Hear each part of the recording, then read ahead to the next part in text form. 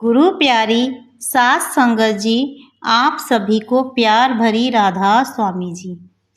संगत जी, अक्सर कितना भी साधक नाम जप क्यों ना कर ले, कभी ना कभी उसके मन में यह प्रश्न आ जाता है कि मैं जितना भी भजन करता हूँ, उतना करने के पश्चात भी मुझको यह लगता है कि अभी भजन वैसा नहीं हुआ जैसा होना चाहिए। तो इसके लिए हमको संत महात्मा समझाते हैं कि यदि किसी भी साधक को ऐसा महसूस होता है, वह निरंतर नाम जप करता है और उसके पश्चात भी उसके अंदर यह भावना बनी रहती है कि मेरा नाम जप या मेरा भजन सिमरन ऐसा नहीं हो पाया जैसा होना चाहिए, तो यह एक अत्यंत ही सुंदर भाव है।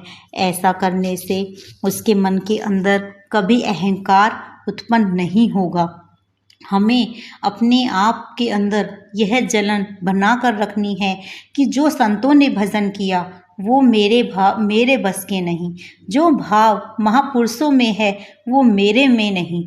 तो ऐसा करने से हमारा मन स्थिर हो जाएगा।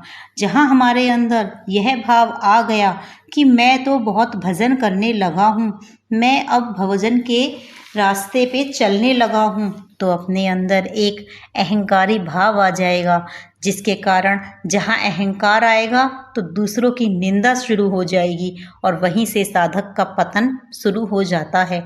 यह तो परमात्मा की बड़ी कृपा होती है यदि साधक के अंदर यह जलन बनी रहती है कि मुझे वो भजन करना भी नहीं आया जो आना चाहिए, यह जीवन भर बना रहना चाहिए। इसके अंदर ऐसा बने रहने से हमारे अंदर की जो अग्नि है वो हमारे अंदर परमात्मा से मिलन के लिए विग्रह पैदा करती रहेगी। हम उस परमात्मा को पाने के लिए निरंतर नाम जप करते रहेंगे। जैसे एक बच्चे को उसकी माँ कितना भी प्यार क्यों ना करे, बच्चे को ऐसा लगता है कि अभी मैंने माँ को खुश करने के लिए कुछ ऐसा करना है जिससे मेरी माँ खुश हो जाए।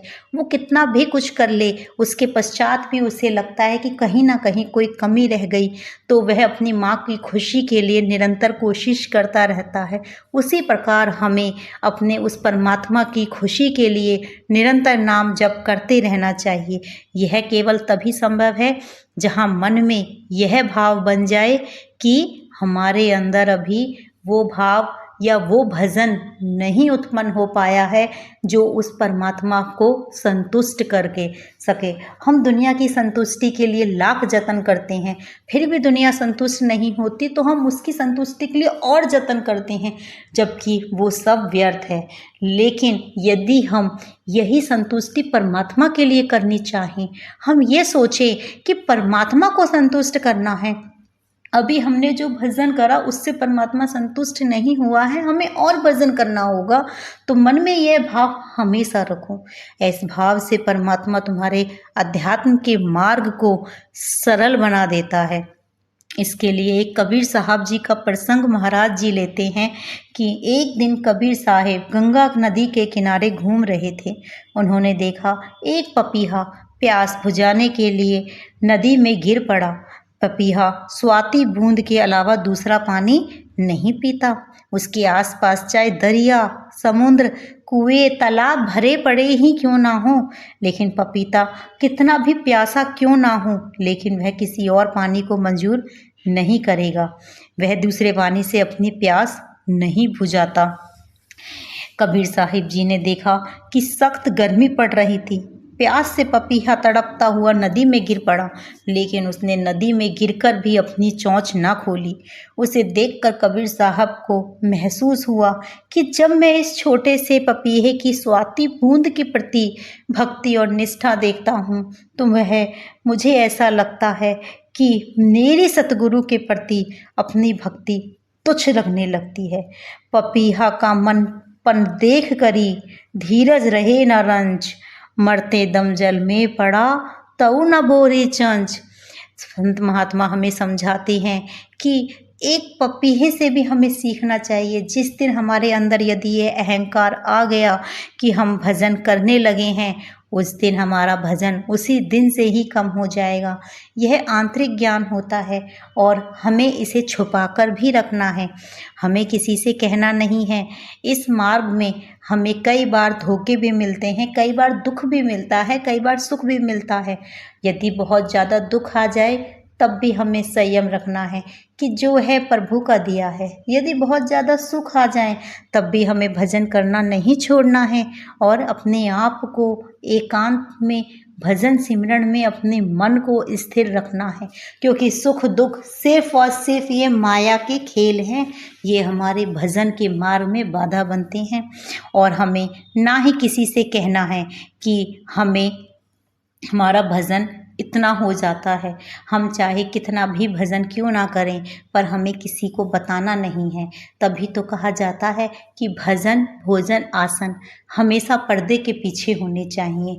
यदि हम इनको गाते हैं, जितना ज़्यादा हम अपने अध्यात्म को, अपने अंदर की बात को दूसरों को बताएंगे, यह उतना खो जाएगा। जितना ज़्यादा छुपाओगे उतना ज़्यादा आप आंतरिक मार्ग में उस परमात्मा से मिलने की तरक्की पा लोगे। भजन बंदगी होने का अभिमान यदि जिसको भी आ जाता है, उसका गिरना स्वाभाविक है। पक्का उसको गिर जाना है, पतन के लिए उसका शुरुआत हो जाती है। कोई साधारण साधक संत, वो भी अवतारी महापुरुष हैं, जिसको यदि यह विश्वास हो जाए कि मैं बहुत भजन करता हूँ तो उसका पतन भी निश्चित है। आप नारद जी, जो कि एक महान एक संत हुए, जिन्होंने जो हरि के पूर्ण भक्त थे, लेकिन जब मन में अहंकार आया कि मेरे बराबर कोई भक्त नहीं, तो अपने ही विवाह के लिए ललचा गए और अपने ही आराध्य देव को श्राप दे बैठे। तब इसी कारण कहा जाता है कि जब जब भक्ति में अहंकार बहुत जल्दी एक साधक के अंदर प्रवेश कर जाता है। यदि वो अहंकार आ गया तो उसकी भक्ति व्यर्थ हो जाती है, उसका किया गया सारा भजन व्यर्थ हो जाता है। इसलिए संत महात्माओं ने हमें समझाया है कि भजन दिन रात करो, लेकिन कभी अहंकार ना करो। अहंकार पतन की तरफ ले जाता है। भगवान तो कृपा करते हैं, भक्त के हृदय में एक भूख दे देते हैं भजन की। दिन रात भजन करने पर भी उसको यदि रोना आता है कि मेरे से वो भजन नहीं होता, भगवत प्रेम होने पर भी उसको रोना आता है कि मेरे अंदर वो प्रेम नहीं। यही भक्ति की पहचान है। और जो यह आ गया कि मैं तो भगवत प्रेमी में भजना आनंदी हूँ, यही अहंकार की पहचान है। संत महात्मा हमें समझाते हैं कि हमें इस अहंकार को परखना है और इससे जितना हो सके उतना दूर रहना है। इसलिए चाहे कितना भी भजन क्यों ना करो, कोई पूछे कि तुम भजन करते हो, तो हमें सिर्फ इतना ही कहना है कि ऐसा नहीं हो पाता जैसा होना चाहिए।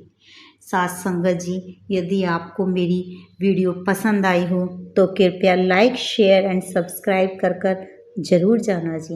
राधा स्वामी जी।